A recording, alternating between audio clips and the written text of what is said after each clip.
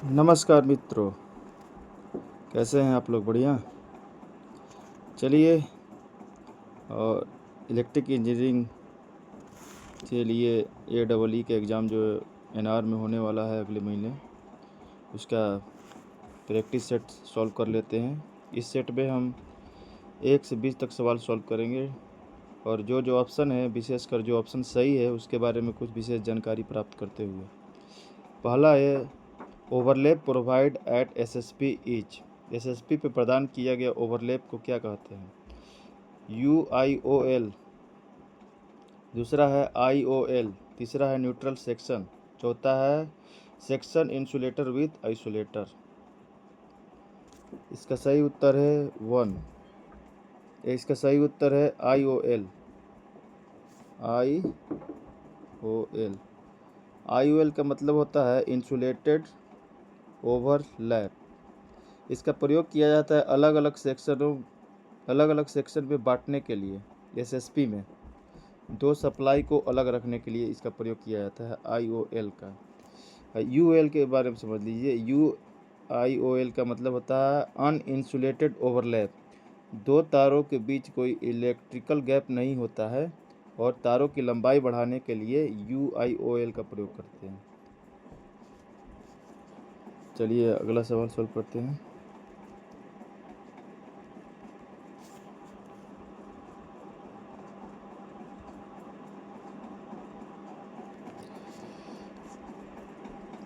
प्रश्न संख्या 2। Tangent track पर कॉन्टैक्ट वायर को समांतर ट्रैक के केंद्र के दोनों तरफ वैकल्पिक रूप से प्रत्येक सपोर्ट पर कितना मिलीमीटर का स्टेगर दिया जाता है? On tangent track, contact wire is normally given A stagger minimum inch support alternately on either side of centre of the track.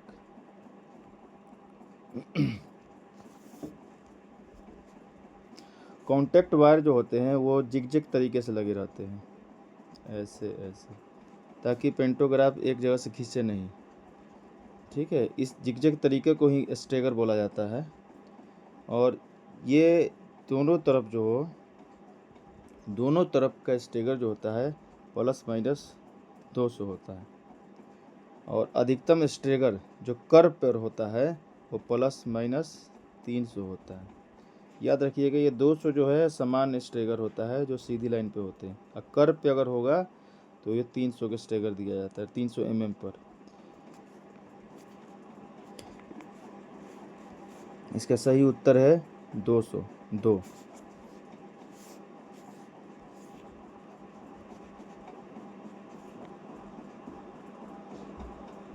अगला सवाल।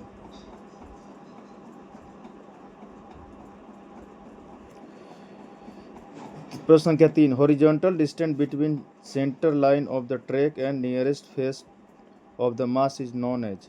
ट्रैक के केंद्र रेखा और मास्ट के निकटतम भाग के बीच की क्षैतिज दूरी को रूप में जाना जाता है। किस रूप में जाना जाता है? पहला स्टेगर जानी जिगजैग तरीका जो होता है कॉन्टैक्ट वायर का। दूसरा इम्प्लांटेशन। तीसरा स्पैन। चौथा हाइट। इसका सही उत्तर है इम्प्लांटेशन। ये दूसरा आंसर है, सही उत्तर है इम्प्लांटेशन। अब इम्प्लांटेशन क्या होता है?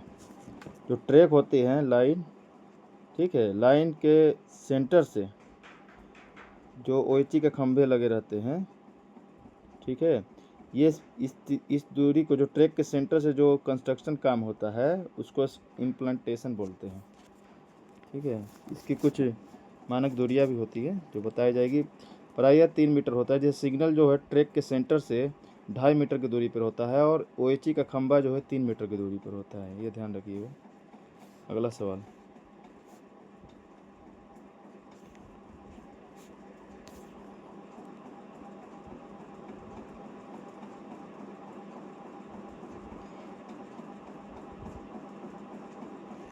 अगला सवाल है प्रश्न संख्या 4। संपर्क फाटक पर संपर्क तार की न्यूनतम ऊंचाई मीटर होती है। Minimum height of contact wire level crossing is metre. Level crossing पर संपर्क फाटक है, ये OHE तार की मिनिमम ऊंचाई कितनी होती है? संपर्क फाटक से मिनिमम ऊंचाई कितनी होती है? इसकी मिनिमम ऊंचाई होती है 5.5 मीटर, ठीक है। और इसका मानक जो ऊंचाई होता है कॉन्टैक्ट वायर से रेल के सेंट्रल के बीच 5.6, ठीक है। अब मैक्सिमम जो ऊंचाई होती है कॉन्टैक्ट वायर की वो कितनी होनी चाहिए, 5.8, ठीक है। रेलवे क्रॉसिंग से जो क्रॉसिंग लेवल है उससे 5.5, मानक ऊंचाई होती है 5.6, अब मैक्सिमम ऊंचाई है तो ये 5.8 मीटर, ये ध्यान रखिएगा। इसलिए इसका सही उत्तर है 5.5।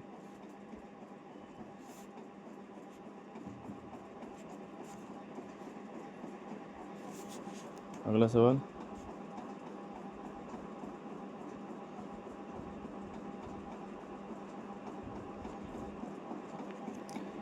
In general traction voltage in OHE volt. Generally traction voltage OHE में कितने वोल्टेज होते हैं, ट्रैक्शन सबको मालूम ही है। ओएचई में जो होता है 25,000 kV का वोल्टेज होता है। इसका सही उत्तर है 3। अगला सवाल,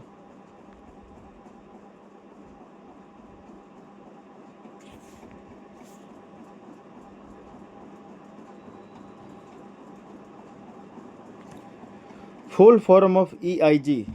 ईआईजी का फुल फॉर्म क्या होता है, ठीक है।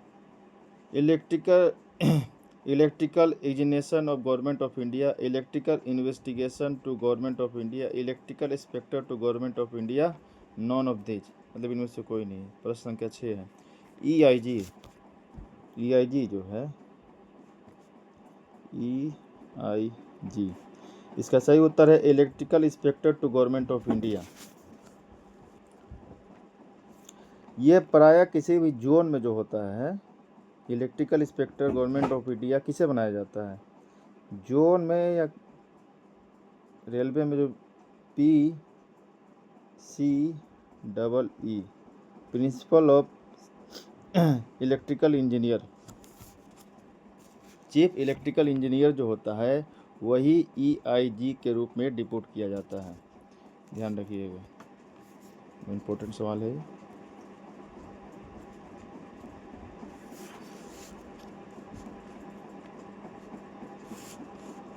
अगला सवाल, प्रश्न,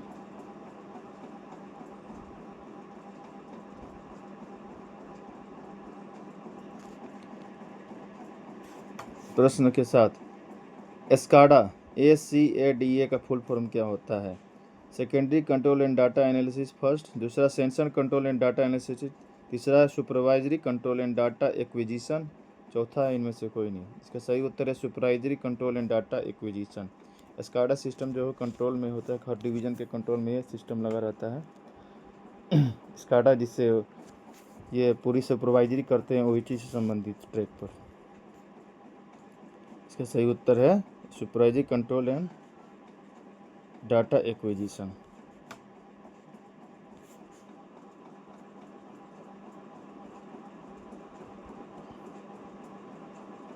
प्रश्न संख्या 8, in traction normal encumbrance at the support is metres. ऐसी कर्षण में सपोर्ट पर समांतर इनकम्बरेंस मीटर होता है। ऐसी ट्रैक्शन में इनकम्बरेंस,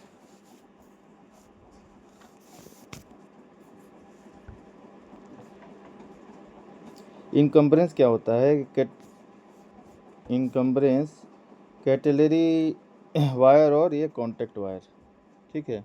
इसके दूज की जो होती है वर्टिकल दूरी जो होती है इसको इनकम्बरेंस बोलते हैं, वर्टिकल दूरी। ये मैक्सिमम दूरी से देखा जाता है और इसका सही उत्तर है 1.4।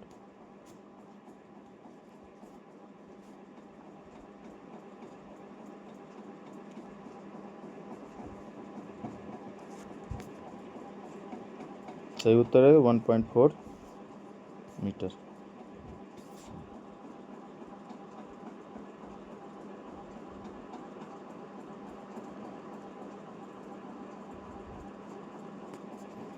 सेक्शन इंसुलेटर की लोकेशन पर कॉन्टैक्ट वायर का स्टेगर समांतर कितना मिनिमम होना चाहिए।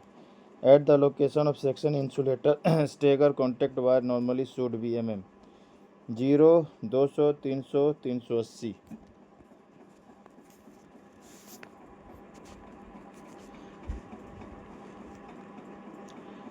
सेक्शन इंसुलेटर जो होता है, सेक्शन इंसुलेटर का काम है किसी सेक्शन के बिजली को काटना हो तो इस इंसुलेटर का प्रयोग किया जाता है आइसोलेट करने के लिए।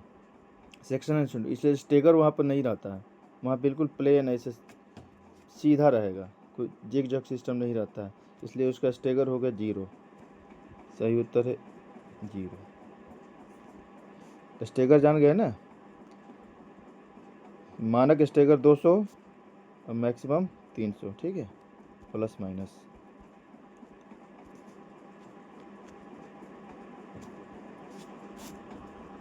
अगला सवाल,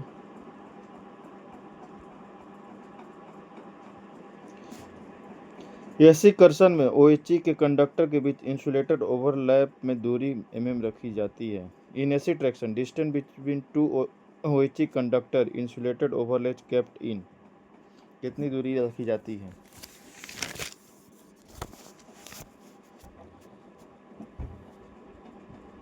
पहला है 500, दूसरा है 380, तीसरा है 300, चौथा है 400।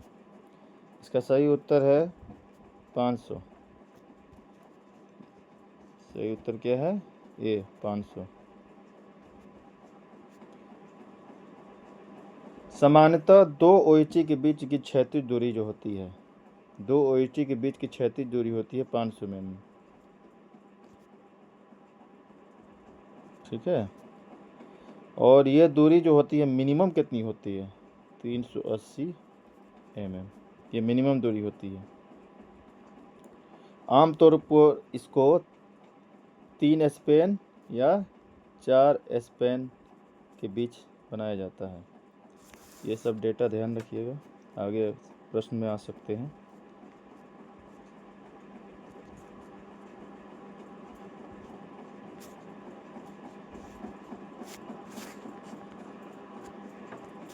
अगला सवाल,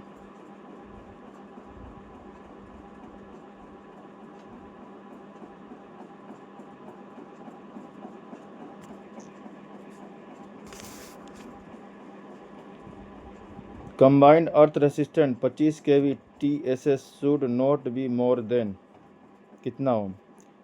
25 kV TSS में संयुक्त अर्थ रेसिस्टेंट कितना ओम से ज़्यादा नहीं होना चाहिए? पहला है 15 ओम, दूसरा है 12 ओम, तीसरा है 13 ओम, चौथा है 0.5 ओम। इसका सही उत्तर है 4.5 ओम।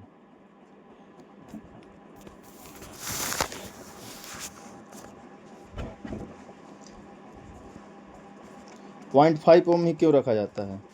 क्योंकि रेसिस्टेंट कम रहेगा तो फॉल्ट करंट उतनी ही जल्दी सुरक्षित तरीके से ज़मीन के अंदर चली जाएगी, ठीक है। इसलिए, और ये वोल्टेज ग्रेडियंट है, स्टेप या टच वोल्टेज के मानों को झटका से बचाएगा और रिले जल्दी ही ऑपरेट हो जाएगा, जिससे उपकरणों की सुरक्षा होती है, इसलिए सबसे कम ओम रखा जाता है इसका पॉइंट ओम।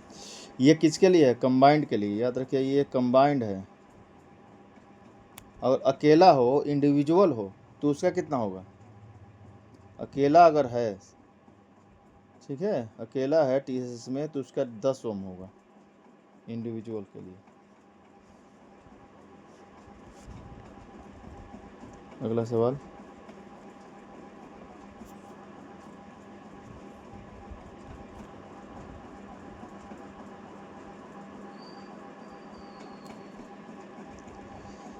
ट्रैक्शन डिस्ट्रीब्यूटर सिस्टम में OCR का पूर्ण रूप क्या होता है? In reference to traction distribution system full form of OCR is. OCR electrical लोग को काम कर ही रहे हैं, जान रहे होंगे। ओवर करंट रिले होता है ये, ओवर करंट रिले। दूसरा ओवर करंट रिले।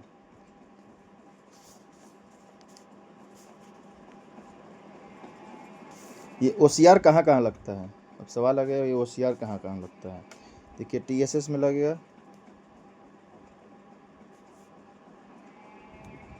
ठीक है।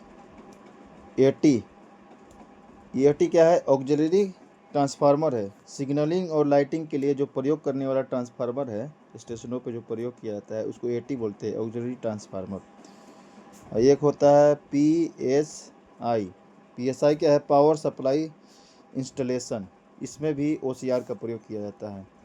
ये तुरंत ट्रिप करके सुरक्षा प्रदान करते हैं।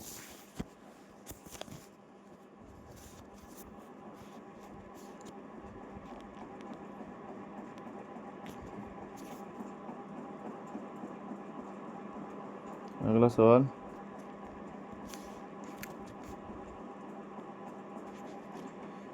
इन a circuit comprising R and C which circuit element are enable of storing energy. जिस सर्किट में आर एल सी लगे होते हैं इनमें से कौन से कंपोनेंट ऊर्जा स्टोर करने में सक्षम है? आर एल सी, पहला है आर और सी, दूसरा है आर और एल, तीसरा है सी एल और सी, चौथा है R L C. R L C circuit होता है, आर एल सी।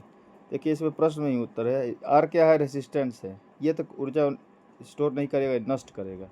रेसिस्टेंस जहाँ हो जाता है ऊर्जा की हानि होती है।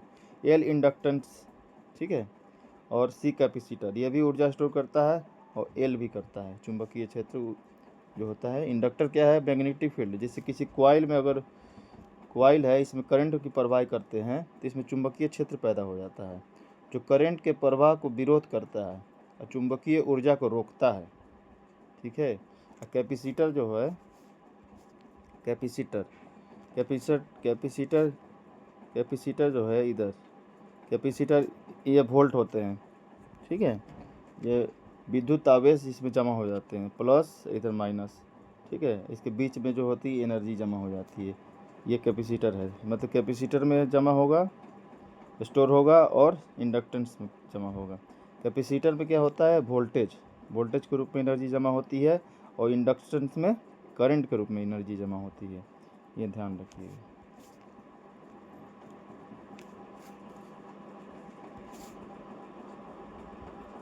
अगला सवाल, energy conservation act was passed in year. Energy conservation act कब पास किया गया? 2019, 2001, 1956, 1910। के सही उत्तर है 2001, दूसरा। 2001 में ही ये बना हुआ है, ठीक है। और इसी एक्ट के तहत BEE, bureau of energy efficiency की स्थापना की गई। जो हम लोग को स्टार मार्किंग दिया जाता है, जो इलेक्ट्रिक उपकरण है उसके स्टार मार्किंग देता है, कौन देता है? BEE देता है। किस एक्ट के तहत बनाया गया है इसको? 2001 के एनर्जी कंजर्वेशन एक्ट के तहत।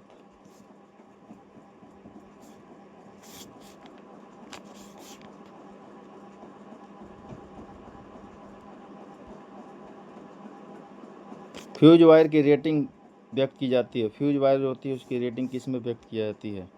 Ampere hour, ampere volt, kilowatt और एम्पियर।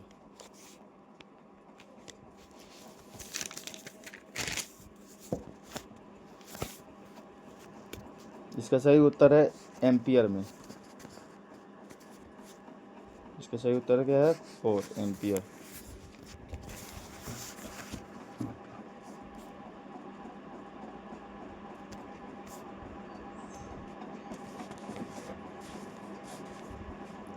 फ्यूज की रेटिंग कैसे निकालते हैं आप?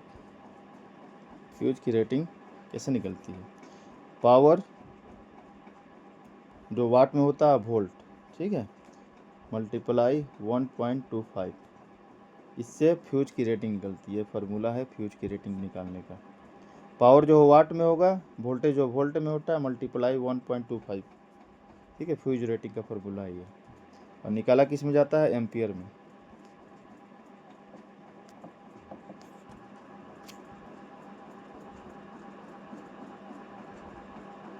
प्रश्न संख्या 16, a transformer breather feed with. Transformer oil को नमी को बचाने के लिए उस ब्रीदर पे क्या भरा जाता है? Quick lime, caustic soda, blue vitriol या सिलिका जेल। इसमें प्रयोग किया जाता है सिलिका जेल का। सही उत्तर है सिलिका जेल। अब देखिए शुद्ध सिलिका जेल जो होता है किस कलर का होता है? शुद्ध सिलिका जेल होता है नीला, ठीक है, ब्लू कलर का। जब नमी सोख लेता है ये तो बन जाता है गुलाबी, ठीक है, या सफ़ेद। अब ये नहीं है कि इसको फेंक दें, अब फेंकना नहीं है इसको। अब ये पुनः निकाल कर इसको 150 से 200 डिग्री पर गर्म करेंगे तो इसकी नमी गायब हो जाती है और फिर वो नीला बन जाता है। पुनः इसका प्रयोग कर लिया जाता है सिलिका जेल के रूप में, ठीक।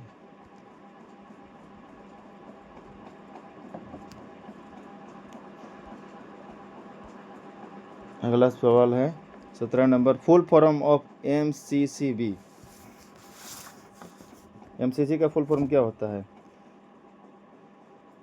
Moulded case circuit breaker, miniature cadet circuit breaker, magnetic core circuit bypass, mechanical coil cylindrical breaker. इसका सही उत्तर है moded care circuit breaker. Moded care circuit breaker का क्या काम होता है? सही उत्तर क्या है इसका? Moded case circuit breaker. एक ये मोडेड केस सर्किट ब्रेकर का क्या काम होता है? देखो हमारे जो इंजन में है या MCB के जो हम लोग प्रयोग करते हैं वो MCB कितने एम्पियर तक जो है ओवरलोड और शॉर्ट सर्किट को बचा सकता है? वो होता है 100 एम्पियर तक, ठीक है। मगर ये जो है MCCB ये बड़े बड़े भारी मशीनों, उद्योगों और पावर सप्लाई सिस्टम में प्रयोग किया जाता है। इसकी जो है एम्पियर जो होती है मैक्सिमम होती है 2500 एम्पियर, यानी 2500 एम्पियर तक के करंट अगर इसमें अगर किसी तरह से प्रवेश कर जाए सिस्टम में तो ये MCB ट्रिप हो जाएगा। इसलिए बड़े उद्योगों और रेलवे में इसका प्रयोग किया जाता है।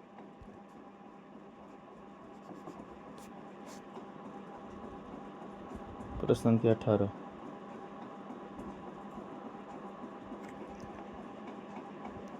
Which of the following equipment not available in grid connected solar power system. Solar power system में कौन सा उपकरण प्रयोग नहीं किया जाता है? सोलर पैनल एक, दूसरा डॉल्बी फीड इंडक्शन जनरेटर, तीसरा नेट मीटर, चौथा सोलर इन्वर्टर। तो सही उत्तर है Dolby fed induction generator. Generator क्यों प्रयोग करो भैया? जो बिजली खुद बनाती है, इसलिए इसका सही उत्तर है B, solar panel. Solar panel होगा ही, नेट मीटर होगा, सोलर इन्वर्टर भी होता है।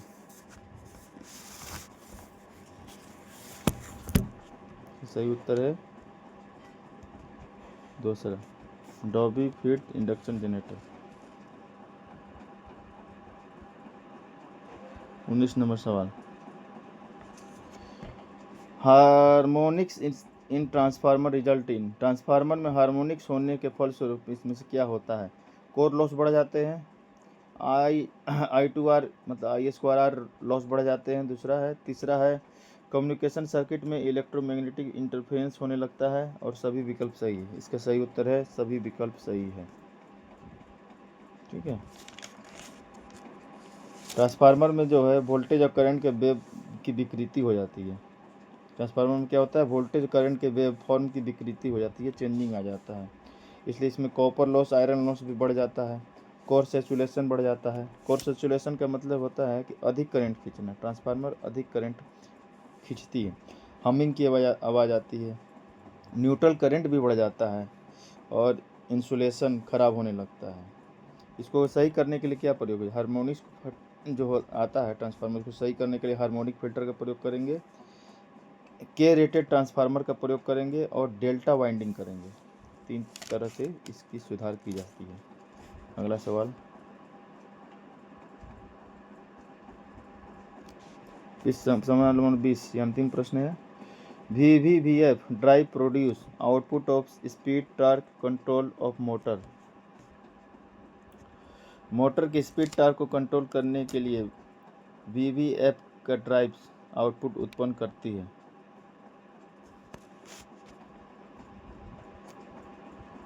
पहला वेरिएबल वोल्टेज वेरिएबल फ्रीक्वेंसी, दूसरा है वेरिएबल वोल्टेज कांस्टेंट फ्रीक्वेंसी, तीसरा है कांस्टेंट वोल्टेज वेरिएबल फ्रीक्वेंसी, चौथा है कांस्टेंट वोल्टेज और कांस्टेंट फ्रीक्वेंसी। देखिए प्रश्न में ही इसका उत्तर छुपा हुआ है। VVVF variable voltage variable frequency. इसका सही उत्तर हो गया 1। ये सिस्टम को VFD भी कहते हैं, VFD भी कहते हैं। ऐसी इंडक्शन मोटर की गति मुख्य रूप से सप्लाई की फ्रीक्वेंसी पर ही निर्भर करता है। ऐसी इंडक्शन मोटर की जो गति है मुख्य रूप से किस पर निर्भर करता है? सप्लाई की फ्रीक्वेंसी पर। सिंक्रोनस स्पीड, जैसे सिंक्रोनस स्पीड जो होता है NS, वो होता है 120 मल्टीप्लाई F यानी फ्रीक्वेंसी बाई P यानी पोल। देखिए इसमें फ्रीक्वेंसी ही है और पोल पर निर्भर करता है। ठीक है, ये हमने सवाल सॉल्व कर लिए 1 से 20 तक, और पूरे डिस्क्रिप्शन के साथ जो प्रश्न के उत्तर दिए गए हैं उसके बारे में कुछ विशेष जानकारी प्राप्त करते हुए। और जिन लोगों ने चैनल को सब्सक्राइब नहीं किया वो कर लें, और इस चैनल में और इसके और पार्ट 1 के भी 4 भाग में बने हुए हैं 20-20 मिनट के, वो देख सकते हैं। धन्यवाद।